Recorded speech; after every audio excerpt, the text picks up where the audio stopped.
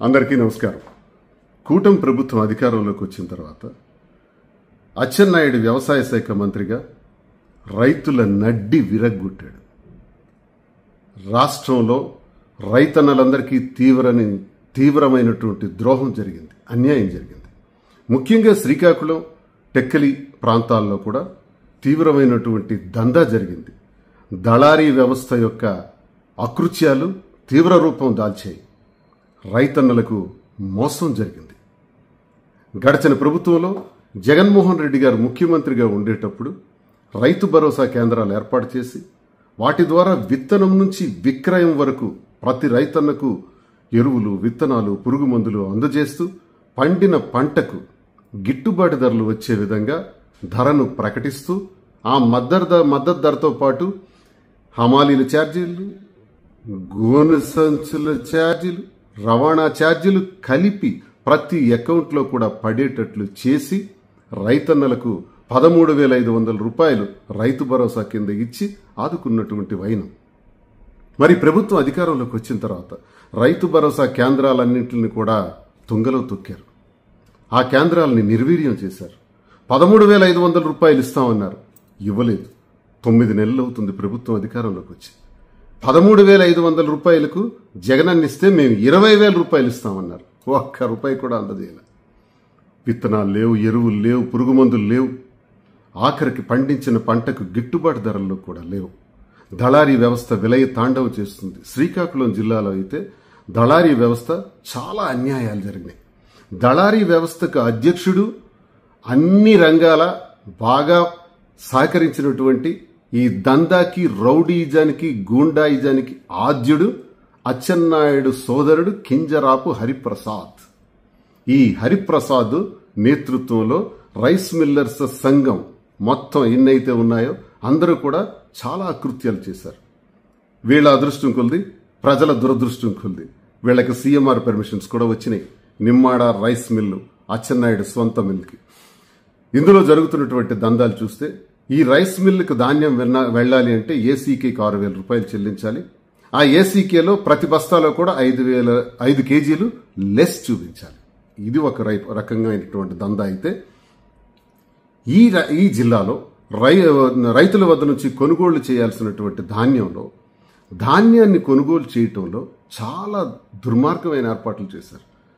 అదేంటంటే కౌలు రైతులుగా కొంతమంది కార్యకర్తలను ఎన్నుకొని రైతుల వద్ద నుంచి భూమి కౌలుకు తీసుకుంటున్నట్టుగా నమ్మబలికి డాక్యుమెంట్లు సృష్టించి ఆ డాక్యుమెంట్ల ద్వారా కౌలు రైతుల పేరున ఉన్నటువంటి భూమికి బదులుగా ఇంత ధాన్యం పండించారని, ఆ ధాన్యానికి మేము మా మిల్లుల ద్వారా సేకరించామని, ఆ ధాన్యం యొక్క ధర ఇంతని ప్రభుత్వానికే నమ్మబలికి ప్రభుత్వం వద్ద నుండి ఆ డబ్బులన్నీ కూడా అకౌంట్లో జమ చేయించుకున్నారు. ఎవరి అకౌంట్లో?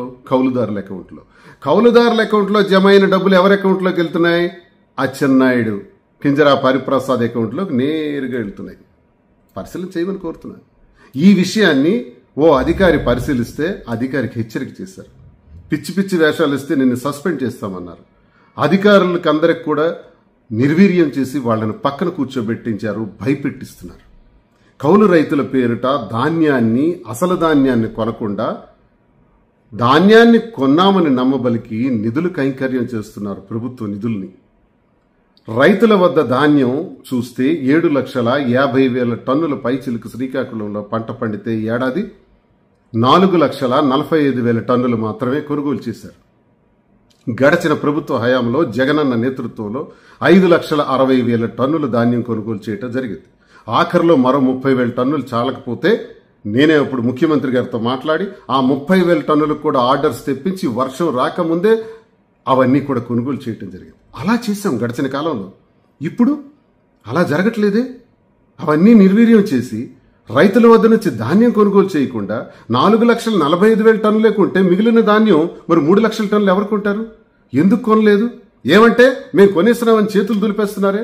దీనికి రీజన్ ఏంటంటే అసలైన ధాన్యం కొనకుండా కౌలు రైతుల వద్ద దగ్గర నుంచి సేకరించి కొన్నామని చెప్పి దొంగ ధాన్యాన్ని కొన్నట్లే చూపించి ఆ డబ్బులు మీరందరూ మీ జేబుల్లో వేసుకున్నటువంటి వైన. అందుకే రైతులు తీవ్రంగా నష్టపోయినారు. మరి నిజంగా ధాన్యం కొన్నప్పుడు ప్రభుత్వానికి లెవీ రైస్ ఎలా ఇస్తున్నారు? సీఎంఆర్ నుంచి కస్టమైజ్డ్ రైస్ ఎలా వెళ్తుంది? ఆ కస్టమైజ్డ్ రైస్లో ధాన్యం లేదు కదా, ధాన్యం ఆడిస్తే కదా రైస్ ఇవ్వగలం. మరి రైస్ ఎలా ఇస్తున్నారు? అది పీడిఎస్ రైస్. చాలా విచిత్రంగా ఎంత దొంగతనం చేస్తున్నారంటే, పీడిఎస్ రైస్ వీళ్ళకి సేకరిస్తున్నారు కదా. మరి పవన్ కళ్యాణ్ గారు షిప్లో, పనామా షిప్లో పీడిఎస్ రైస్ ఉందని రైడ్ చేశారే, మరి అచ్చెన్నాయుడు రైస్ మిల్లో కూడా పీడిఎస్ రైస్ ఉంది, ఆ పీడిఎస్ రైస్ ప్రభుత్వానికి ఇస్తున్నారు సీఎంఆర్ పేరిట అని రైడ్ చేయరా? ప్రశ్నించరా? మిస్టర్ డిప్యూటీ సీఎం గారు, యాజ్ అన్ ఎమ్మెల్సీ నేను అడుగుతున్నా, సమాధానం చెప్పండి. మీరు అవి ప్రశ్నించరా?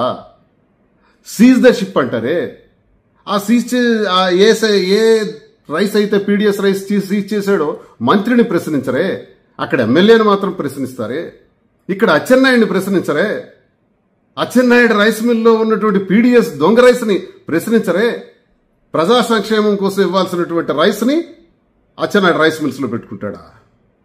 దీన్ని ప్రభుత్వానికి సీఎంఆర్ రైస్ కింద మళ్లీ ఇస్తాడా? ఎవడబ్బ సొమ్ము? ఏంటి రౌడీయిజం?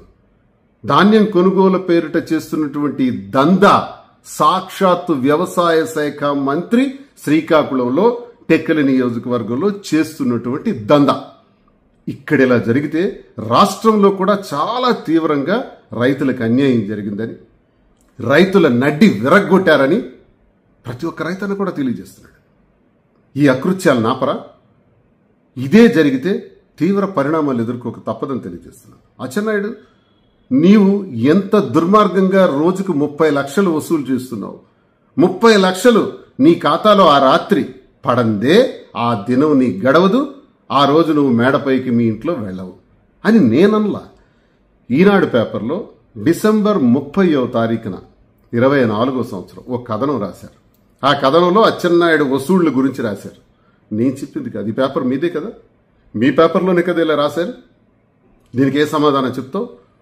మీ ప్రభుత్వం అధికారంలోకి వచ్చి నువ్వు వ్యవసాయ శాఖ మంత్రిగా వెలగబడుతున్నది ఇదా? ప్రజలకు మోసం చేస్తావా? వసూళ్లు చేస్తావా? రోజుకు 30 లక్షలు నీకు కావాలా? కనీసం 20 లక్షలా కావాలి? ఎవడబ్బ సొమ్ము అనుకుంటున్నారా నువ్వు? అంతేకాకుండా రైతులకు మోసం చేస్తావా? ధాన్యం కొనుగోళ్లు చేయరా? దళారీ వ్యవస్థను ప్రోత్సహిస్తావా? దళారీ వ్యవస్థకు అధ్యక్షుడు సొంత నీ అన్నదమ్ముడు కింజరాపు హరిప్రసాద. నీ కూటమి ప్రభుత్వంలో ప్రశ్నించకపోవచ్చు గాక, కానీ దువ్వాడ శ్రీనివాస్ విడిచిపెట్టడు. As an MLC and public representative on behalf of public నా గొంతు అరుస్తుంది, నా గొంతు అడుగుతుంది. దీనికి సమాధానం చెప్పు. చెప్పకపోతే తీవ్ర పరిణామాలు ఎదుర్కోక తప్పదు, ప్రజా ఉద్యమం చేపట్టక తప్పదు. ప్రతి ధాన్యపు గింజ కూడా రైతుల దగ్గర నుంచి సేకరించకపోతే తాట తీస్తామని హెచ్చరిస్తున్నా. అంతేకాదు, రబీ పంటకు నీరందిస్తానని చెప్పి మోసం చేస్తావా? మా ఎకరా భూమికి కొంచెం తడి దొరికితే చాలని ఎదురు చూస్తున్న రైతన్నకి అన్యాయం చేస్తావా? ఇదే రబీ సీజన్లో ఇవ్వటానికి అవకాశం లేకపోయినా మా ప్రభుత్వ హయాంలో ప్రతి ఎకరాకి నీరు అందించామే. ఎన్ని కష్టాలు పడినా నీరందించే ప్రయత్నాలు చేశామే. ఖరీఫ్కి ఎలా ఇచ్చాము, రబీకి కూడా అలాగే ఇచ్చాం కదా. ఇప్పుడు రబీ సీజన్లో రైతు ఇబ్బంది పడుతుంటే నువ్వు చూస్తూ డబ్బులు వసూలు చేసుకునే కాలం గడుపుతావా? తమాషా చేస్తున్నారా? ఇవి రెక్టిఫై చేసుకోవాలని కోరుతున్నాను. వెంటనే ప్రజల దగ్గర ఉన్న ధాన్యాన్ని అంతటినీ కూడా ప్రతి గింజను కూడా కొనాలని కోరుతున్నాను. ప్రతి కల్లానికి కూడా నేను వెళ్ళాను, రైతన్నలతో మాట్లాడాను. ఆ ధాన్యం కొనుగోలులో నేను అండగా ఉంటానని చెప్పాను. ఇప్పుడు ప్రశ్నిస్తున్నాను కాబట్టి ఆ ధాన్యాన్ని కొనుగోలు చేయాలని కోరుతున్నాను. రబీ పంటకు అవసరమైన నీటిని విడిచిపెట్టాలని కోరుతున్నాను. నీ రౌడీజంతో, గూండాయిజంతో దందాలు చేస్తే రాజకీయంగా తీవ్ర పరిణామాలు ఎదుర్కోక తప్పదని అచ్చెన్నాయుడికి హెచ్చరిస్తూ, కూటమి ప్రభుత్వంలో ప్రశ్నిస్తానని మాట్లాడే పవన్ కళ్యాణ్ గారు వీటిపైన దృష్టి పెట్టాలని, వీటిపైన చర్యలు తీసుకోవాలని, వెంటనే Nimmada rice mill seize the ship కాదు, seize the Nimmada rice mill of agriculture మినిస్టర్కు ఉన్న సొంత రైస్ మిల్ మీద రైడ్ కొట్టండి. వాస్తవాలు బయటపడతాయని మీకు తెలియజేస్తూ నమస్కారం. Please subscribe .news.